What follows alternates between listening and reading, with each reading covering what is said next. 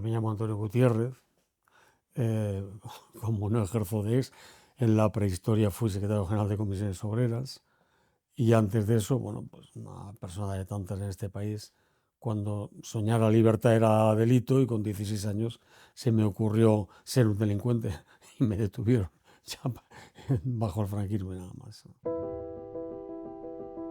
La relación con Luis Valls, por un lado, las relaciones en el campo estrictamente laboral, ¿no?, o sindical, pero luego también una relación más personal, de tal forma que mi percepción, ¿no?, de lo que fue Luis Valls puede resultar contradictoria. Durante el franquismo, o final del franquismo, en el Banco Popular él tuvo, o por lo menos dejó hacer, a un jefe de personal que había sido antes un alto funcionario de prisiones. Fue una política personal bastante mala, sinceramente. Sin embargo, después, inmediatamente que se alcanzó la democracia, el Banco Popular fue de los primeros en aplicar la ley de amnistía y por tanto fueron readmitidos y entablamos unas relaciones laborales pues muy positivas. Ese fue un contraste casi muy brusco. El 30 de septiembre de 1981, un autobús procedente de Murcia que venía a la fiesta del Partido Comunista de España, en la Casa de Campo, sufrió un accidente terrible. Y Luis pidió los datos de las familias de los fallecidos y se comprometió y cumplió en apoyar en los estudios de los hijos de los fallecidos. Y estuvo pagando esos estudios hasta que los chicos y chicas beneficiados por aquel gesto de Luis culminaron sus carreras. En esa estela, ¿no?, de europeísmo, yo hablé con Luis para fomentar una serie de reuniones, jornadas, seminarios que difundiesen entre los trabajadores, particularmente en el entorno de Comisiones Obreras, este europeísmo, ¿no?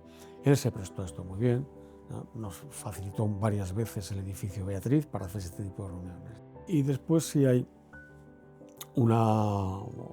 otra anécdota, si se quiere, para mí algo más que una anécdota, muy revelador de su carácter y bueno, también de su generosidad, ¿no? Las Comisiones Obreras de Aragón decidieron hacerse cargo, recuperar uno de los pueblos inundados por los pantanos de la Confederación Hidrográfica del Ebro, concretamente por el pantano de Tou. Y pidieron una concesión, un usufructo, para rehabilitar Morillo de Tou. Se estaba haciendo a base de muchas horas voluntarias de trabajadores, de compañeros de las Comisiones Obreras de Aragón, que iban los fines de semana, allí dedicaban sus vacaciones, y yo me encontré con que ese proyecto tan voluntarista no podía culminarse de esta manera, y se necesitaba pues bastante dinero para culminarlo y ponerlo en explotación. Tuvo el gesto extraordinario de decir, bueno, voy a ayudar, pero de mi bolsillo. Tampoco yo voy a involucrar en esto al banco, y nos hizo un préstamo, yo creo recordar que eran algo más de 50 millones de pesetas de la época. Estoy hablando de finales de los años 80. Los tipos de interés estaban muy altos, estaban por encima del 13, el 14%, y él nos puso aquel préstamo al 7%, ¿no? Pudimos culminar el proyecto. De hecho, hoy Morillo de Tou sigue funcionando y yo creo que bastante bien. Después él, yo creo que siguió una política, una estrategia empresarial muy inteligente, ¿no?, que yo creo que España la echará en falta, o la está echando en falta ya, en mi opinión. Como se sabe, él fue manteniendo los bancos regionales que incorporaba el Grupo Popular, no solamente porque parecía tener, que es muy extraño, ¿no?, una especie de visión federal en cuanto al negocio bancario, ¿no?, esta España federal que algunos seguimos anhelando y que no se ha culminado institucionalmente, pero sobre todo era una concepción del negocio para vincularlo mucho a la economía regional, a las economías locales y fundamentalmente a la economía productiva de menor tamaño, ¿no?, hacia las pymes y las economías familiares. El Banco Popular, por el contrario, se comprometió con el desarrollo de la economía productiva, de la actividad productiva y lo que podía crear más empleo, ¿no? Yo no sé si sería por esto o no, que fue considerado el banco más rentable del mundo, ¿no? Durante un periodo considerable, ¿eh?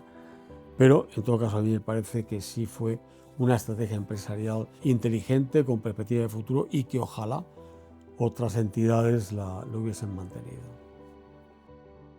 Aunque yo era miembro del Comité Central del Partido Comunista, no tenía nada que ver con la gestión, la dirección cotidiana del PC. Esto lo habría podido responder mejor Carrillo. Sí recuerdo que valoramos todos, no solamente los comunistas en general, ¿no? Se valoró en este país que el Banco Popular tuviese aquel gesto tan audaz como, pues claro, ante otras entidades aparecía muy audaz, pero también de clara voluntad de contribuir a la consolidación de la democracia en España. Luis Valls Taberner, con independencia de que era un hombre, si acaso, de una tendencia liberal muy moderada, tampoco iba muy allá, pero tuvo la honestidad intelectual y el coraje empresarial de aceptar que esta tenía que ser la única vía para acceder a la democracia, una vía de democracia plena, y en consecuencia, obró en consecuencia, y fue el primero que financió al Partido Comunista en las elecciones de 1977, en las primeras elecciones democráticas. La relación con Luis Valls fue singular, la destacaría, como he dicho antes, desde el punto de vista humano, también desde el punto de vista sindical. Si acaso otra persona, otro banquero, para mí encomiable, una persona excelente, fue Sánchez Eixaín, José Ángel Sánchez Eixaín, con el que también tuvo una muy buena relación. Con otros ya no tanto. Con otros ya fue bastante más difícil, sí. Era una persona culta, entendiendo la cultura de forma dinámica, no solamente por hacer un acopio de conocimientos, un acopio academicista de conocimientos, sino una persona culta para mí es la persona que intenta primero comprender lo que acontece en cada momento, arriesgarse a pensar el futuro, porque claro, lo más cómodo es anclarse en una de las viejas certezas del pasado, que es lo que yo creo que lamentablemente ocurre muchas veces en la política. Sobre todo, tener finalmente también la inteligencia de saber que la manera en la que tú piensas la realidad solamente puede abrirse camino si la intentas sintetizar con pensamientos diversos al tuyo, diferentes al tuyo, ¿no? Entonces yo creo que cuando hablábamos de distintos retos o buscábamos soluciones a los problemas, lo hacíamos desde estas posiciones respectivas, ¿no? Sabiéndonos muy diferentes, también sabernos emplazados, impelidos a buscar soluciones que sintetizaran nuestras muy diferentes formas de pensar. A mí me provocaba, o me producía, mejor dicho, una sensación que solamente he tenido con los grandes maestros. Para mí, los grandes maestros no son los que se colocan, ¿no?, en una posición superior y te hacen sentir como un humilde alumno, no, al contrario. Las personas más sabias son las más humildes, ¿no? Los que se colocan como a tu nivel, ¿no? Yo a veces pensaba, me está tomando el pelo, si sabe muchísimo más que yo, y parecía que estabas a tu nivel, ¿no? Como haciéndose a veces el tonto, el distraído, el que quería aprender de cosas, ¿no? Pero no, yo sabía que era él el que me estaba enseñando a mí muchas cosas, ¿no? La inteligencia.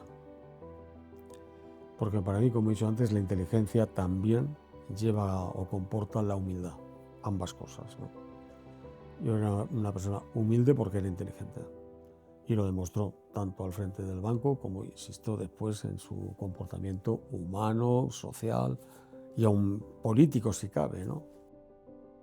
Cuando yo me enteré de la muerte de Luis Valls Taberner, pensé, este es de las personas que la muerte no podrá borrar su vida.